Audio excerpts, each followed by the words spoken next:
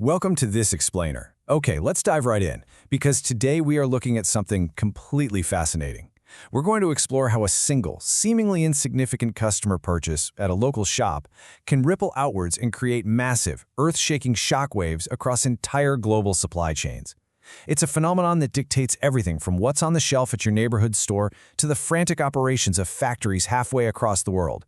And honestly, left unchecked, it routinely wastes millions of dollars globally every single year in mismanaged resources. So I want you to picture a local retail toy store, just a normal Tuesday afternoon. Now let's say there's a minor spike in sales for a specific, newly released action figure. Maybe a popular streamer played with it, and over the weekend, a dozen extra kids rushed in to buy one. Great news for the store owner, right? They clear out a bit of shelf space, ring up a tidy profit. But what if I told you that this tiny, localized spike in sales could eventually cause a raw materials facility on the exact opposite side of the planet to completely empty its inventory, scramble its workforce, and go into total panic mode just to keep up? No way, right? Well, how exactly does a minor blip at your local cash register translate into a global industrial frenzy? Section 1. The Toy Store Demand Ripple. To figure this out, we're going to follow that toy's demand signal upstream. It happens in 5 distinct steps. Step 1. Simple enough, a few extra customers buy the toy. In Step 2, the retailer notices the sudden movement and thinks, wow, these are moving way faster than I expected. I'd better order some extra stock just to be safe. So they place a slightly inflated order with the regional distributor. Now, Step 3. The distributor sees this elevated order, and probably a few others from the area too. They immediately fear they're going to miss out on a massive, unforeseen holiday fad. To protect themselves, they anticipate a surging trend and order significantly more stock from the central manufacturer. Step 4. The manufacturer sees this huge, combined spike from multiple distributors. Thinking they have a global mega hit on their hands, they drastically scale up production lines, authorizing super expensive weekend overtime. Finally, Step 5. The raw materials supplier gets an absolutely massive sudden order for plastic resin and completely panics, draining their reserves. Literally, a tiny change at the cash register gets exaggerated at every single link in the chain. As you move further away from the actual customer, the size of the orders just absolutely skyrockets. What started as a small, localized increase, just a few extra toys, transforms into this towering surge of manufacturing orders by the time it reaches the top. The true demand, those original dozen action figures, is just completely lost. It's replaced by an increasingly amplified and distorted echo. Section 2. Defining the Bullwhip Effect. There's actually a formal, industry-recognized name for this invisible logistical force, and it's called the Bullwhip Effect. It is defined as an extreme change in the upstream supply position generated by a relatively small change in downstream customer demand. Think of the actual physics of a real bullwhip. A tiny, almost effortless flick of your wrist at the handle creates a massive, violent, supersonic crack at the very end of the whip. In our scenario, the wrist flick is the toy purchased by a kid on a weekend, and the violent crack of the whip is the factory going into absolute overdrive months later. It really represents a complete, systematic breakdown in how information and materials flow. So the absolutely crucial point here is that small changes magnify upstream. As information moves from retailers to distributors to manufacturers to suppliers, the variability gets increasingly magnified. Why? Mostly because these partners are just passing along pure purchase orders. They aren't sharing any context. The manufacturer in another country has zero idea it was just a localized weekend toy rush caused by a viral video. They just see a giant spreadsheet order and blindly react. Section 3. Root Causes of Instability. Let's dissect the villains of our story. What specific behaviors are driving this?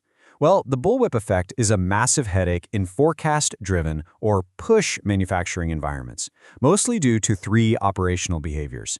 First, order batching. Companies rarely order just one toy or one box. They order in large batches to save on freight shipping costs. It's way cheaper to fill an entire overseas container. But this means weeks of normal demand get bunched up into one giant sudden spike, which greatly exaggerates uncertainty. Second, forecast reliance.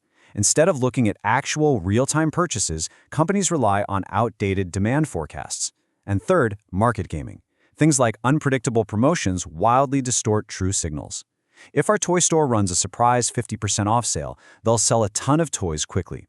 But if they don't explicitly tell the distributor why sales spiked, the distributor just assumes the toy is becoming a global sensation. All of this creates a really dangerous disconnect.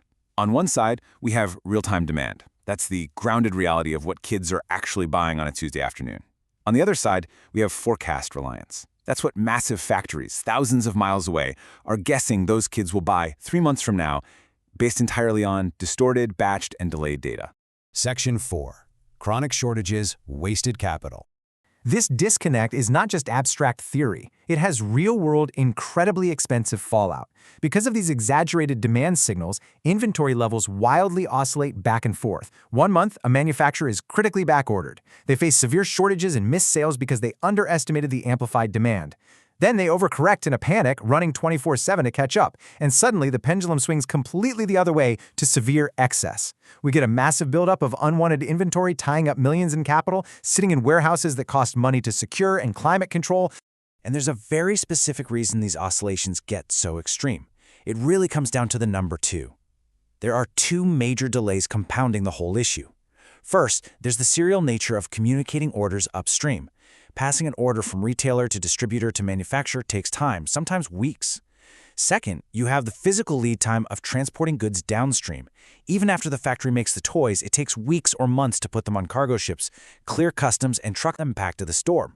When you have all this unnecessary inventory building up everywhere due to these delays, it causes chaos. It ties up valuable working capital. Your company's cash is literally locked inside plastic action figures in a dark cardboard box.